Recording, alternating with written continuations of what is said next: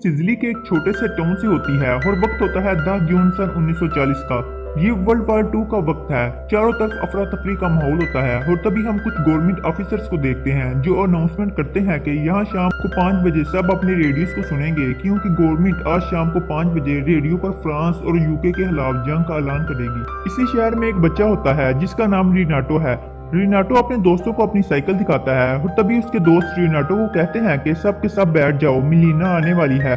और सामने से हम एक खूबसूरत लड़की को देखते हैं जो इन्हीं की तरफ आ रही होती है। इस लड़की का नाम मिलीना है और ये इस शहर की सबसे सुंदर लड़की है। रिनाटो को पहली नजर में मिलीना से प्यार हो जाता है। मिलीना शादीशुदा है और इसके हस्बैंड वॉर में गए हुए हैं।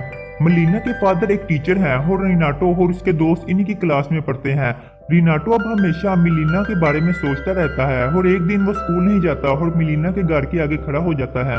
मिलीना अपने घर से बाहर आती है जो उसे बहुत ही खूबसूरत दिख रही होती है और मिलीना रिनाटो को बुलाती है और कहती है कि क्या तुम मेरे लिए कुछ सामान ला सकते हो, और पैसे उसके हाथ में ना देकर नीचे फेंक देती है। और रिनाटो जब पैसों को उठा रहा होता है तभी उसकी नींद खुल जाती है। असल में ये उसका एक सपना होता है। रिनाटो मिलीना की तरह बड़ा लगना चाहता है, यानी कि वो उसे अपने लायक बनाना चाहता है। इसलिए अपने फादर की पैंट को लेकर वो टेलर के पास जाता है और कहता है कि इस पैंट को मेरे साइज का कर दो, क्योंकि अब वो हाफ पैंट नहीं बल्कि बड़ों की तरह फुल पैंट पहनना चाहता है ताकि वो मिलीना को इम्प्रेस कर सके, मिलीना की नजर में बड़ा दिख सके। और जब रिनाटो घर जाता है तो उसके फादर उसे बहुत बुरी तरह से मारते हैं क्योंकि उन्हें पता चल चुका है कि उसने उन्हीं की पैंट कटवा कर अपनी पैंट बनवा ली है। लेकिन रिनाटो को इस बात से कोई फर्क नहीं पड़ता क्योंकि वो मिलीना से प्यार करने लगा है। इसलिए रात को जब सब सो जाते हैं तो वो मिलीना के घर के बाहर जाता है, उसकी दीवार पर एक छेद बनाता है और उस छेद से वो मिलीना को देखता है जो अंदर अपने हस्बैंड की फोटो को पकड़कर म्यूजिक पर डांस कर रही होती है। अगले दिन वो उस म्यूजिक शॉप पर जाता है और उसी म्यूजिक की कैसेट को खरीदता है जिस म्यूजिक पर मिलीना डांस कर रही थी। फिर रात को वो उस म्यूजिक को बड़े ध्यान से सुनता है और मलीना के ख्यालों में खो जाता है। अगले दिन वो मलीना का पीछा करता है और देखता है कि शहर में बहुत सारे लोग मलीना को ही देख रहे होते हैं, उसके पीछे चढ़ रहे होते हैं क्योंकि ये सब मलीना को बहुत पसंद करते हैं। साथ ही शहर की जो लेडीज होती हैं वो मलीना को बिल्कुल भी पसंद नहीं करती और साथ ही उसके बारे में अफवाह भी उड़ाती हैं कि उसका किसी गैर मर्द से अफेयर है, जबकि इस बात में कोई भी सच्चाई नहीं होती। ये बात सुनकर रिनाटो को बहुत दुख होता है और वो लगातार मलीना का पीछा करता रहता है। तभी मलीना एक घर में जाती है और ये घर उसके फादर का होता है। असल में मलीना हर रोज अपने फादर की टेक केयर करने के लिए यहाँ पर आती है और रिनाटो को अब यकीन हो चुका है कि मलीना का किसी से कोई अफेयर नहीं है, जिससे वो बहुत खुश हो जाता है। कुछ दिनों के बाद टाउन में गवर्नमेंट ऑफिसर आते हैं जो सबको बताते हैं कि जंग में हमारे बहुत सारे सिपाही शहीद हो गए, जिसमें मलीना के हस्बैंड का नाम भी बताया जाता है। और मलीना के हस्बैंड का नाम सुनकर टाउन के सभी लोग बहुत ज्यादा खुश हो जाते हैं। इन्हें लगता है कि अब वो मलीना पर चांस मार सकते हैं, जिस पर रिनाटो को उनकी सोच पर बहुत गुस्सा आता है, लेकिन वो इन्हें कुछ कह नहीं सकता क्योंकि अभी वो बहुत छोटा है। जिसके बाद रिनाटो मलीना के फादर के घर जाता है और मलीना इस वक्त अपने फादर के घर पर ही होती है। वो कमरे में रो रही होती है। रिनाटो उसके पास जाता है और कहता है कि तुम परेशान मत हो, मैं हमेशा तुम्हारे साथ रहूंगा, हमेशा तुम्हारा साथ दूंगा, बस एक बार मुझे बड़ा होने दो। असल में ये रिनाटो की इमेजिनेशंस होती हैं, ये सब वो अपने दिमाग में सोच रहा होता है, जबकि हकीकत में वो आज तक मलीना से कभी मिला ही नहीं। उसके बाद वो चट जाता है और वो गोड से कहता है कि अब मलीना को इस शहर के लोगों से बचाना है, मैं हर रोज यहाँ आकर कैंडल जलाऊंगा। असल में वो मलीना के लिए बहुत ज्यादा परेशान है। इसके बाद रिनाटो एक बार फिर से मलीना के घर पर जाता है, जहाँ पर मलीना दुखी और परेशान अपने कपड़े सुखाकर घर के अंदर चली जाती है और रिनाटो उसके जाने के बाद उसके कपड़े वहां से चुरा कर भाग जाता है। असल में वो उसे बहुत याद करता है, इसलिए उसकी याद में वो उसके कपड़े अपने घर ले जाता है। लेकिन सुबह जब उसके फादर उसके कमरे में जाते हैं और वहां पर लड़की के कपड़े देखते हैं तो इन्हें बहुत ज्यादा गुस्सा आता है। वो रिनाटो को बहुत बुरी तरह से मारते हैं और कमरे में बंद कर देते हैं। अगले 3 दिनों तक उसे खाना पीना कुछ भी नहीं दिया जाता, जिसकी वजह से उसकी तबीयत बहुत ज्यादा खराब हो जाती है। जिसके बाद डॉक्टर को घर पर बुलाया जाता है। डॉक्टर रिनाटो का चेकअप करता है और बताता है कि उसे बस बाहर खुली हवा में जाने की जरूरत है। जिसके बाद रिनाटो को घर के बाहर जाने दिया जाता है।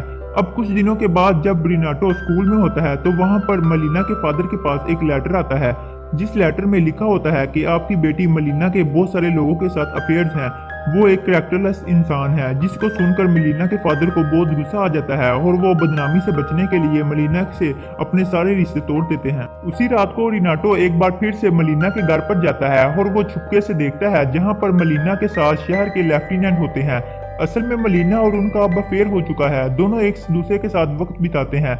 लेफ्टिनेंट जब मलीना के घर से बाहर निकलता है तो वहां पर शहर का डेंटिस्ट आ जाता है और वो लेफ्टिनेंट से कहता है कि मलीना के घर पर जाने की उसकी हिम्मत कैसे हुई। वो मलीना के साथ है, जिस वजह से इन दोनों की आपस में लड़ाई हो जाती है और तभी डेंटिस्ट की वाइफ पुलिस लेकर वहां पर आ जाती है और अब मलीना की शहर में बहुत ज्यादा बदनामी हो चुकी है। अगले दिन पूरे शहर में सब के सब मलीना के बारे में बात कर रहे होते हैं कि उसका शादीशुदा लोगों के साथ अफेयर्स हैं, जिस वजह से मलीना के ऊपर केस हो जाता है और वो अपने केस को लड़ने के लिए एक लॉयर के पास जाती है। वो लॉयर मलीना के केस को जीत जाता है, लेकिन लेफ्टिनेंट को यहाँ से कहीं और ट्रांसफर कर दिया जाता है, यानी कि मलीना और लेफ्टिनेंट अब एक दूसरे से दूर हो गए हैं। उसी रात को वो वकील जिसने मलीना का केस भी लड़ा होता है और जीता होता है, वो मलीना के घर जाता है और कहता है कि उसे पैसे नहीं चाहिए। असल में मलीना के पास इतने पैसे है भी नहीं और अब वो वकील उसकी मजबूरी का फायदा उठाने लगता है। वो मलीना को कमरे के अंदर ले जा रहा होता है और बाहर से रिनाटो ये सब कुछ देख रहा होता है, लेकिन वो मलीना की मदद नहीं कर पाता। वो वकील हर रोज मलीना के घर आने लगता है, लेकिन एक दिन उस वकील की मॉम को पता चल जाता है और जिसके बाद वो अपनी छड़ी से उसे बहुत मारती है और उसके बाद वो वकील कभी भी मलीना के घर पर नहीं जाता, जिससे रिनाटो को बहुत खुशी होती है।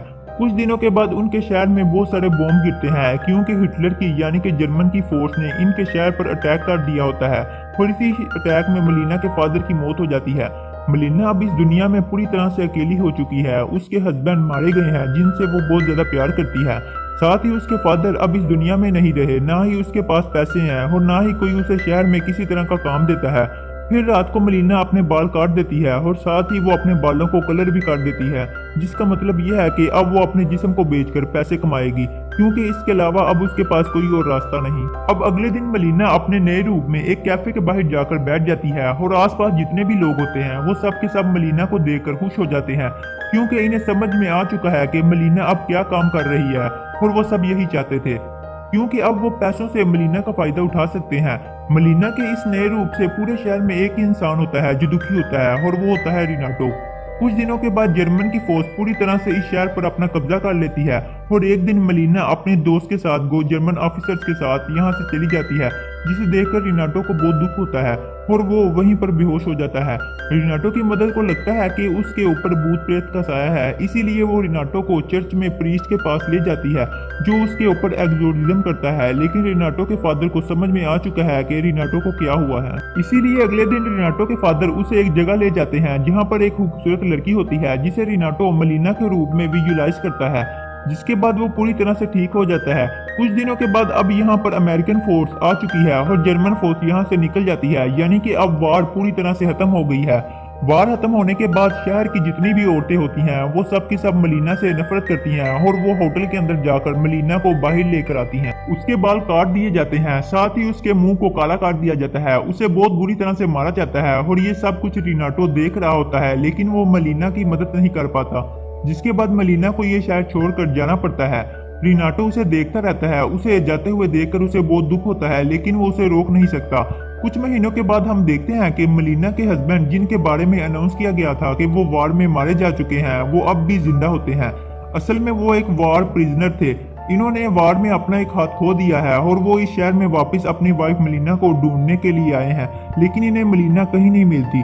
साथ ही शहर के सब लोग मलीना के बारे में इन्हें बहुत कुछ उल्टा सीधा बताते हैं, किस तरह से उसकी वाइफ ने गलत रास्तों पर चलकर पैसे कमाए, और ये सुनकर मलीना के हस्बैंड को बहुत दुख होता है। तो रिनाटो सब कुछ देख रहा होता है और मलीना के हस्बैंड को सच्चाई नहीं बताई जाती कि शहर के लोगों ने मलीना के साथ किस तरह से बिहेव किया और किन हालातों में उसे गलत रास्ते को चुनना पड़ा, लेकिन रिनाटो ये सब कुछ उसे बताना चाहता है। इसीलिए एक रात को जब मलीना के हस्बैंड सो रहे होते हैं तो रिनाटो एक लेटर में सब कुछ लिखकर उनके पास रखकर चला जाता है।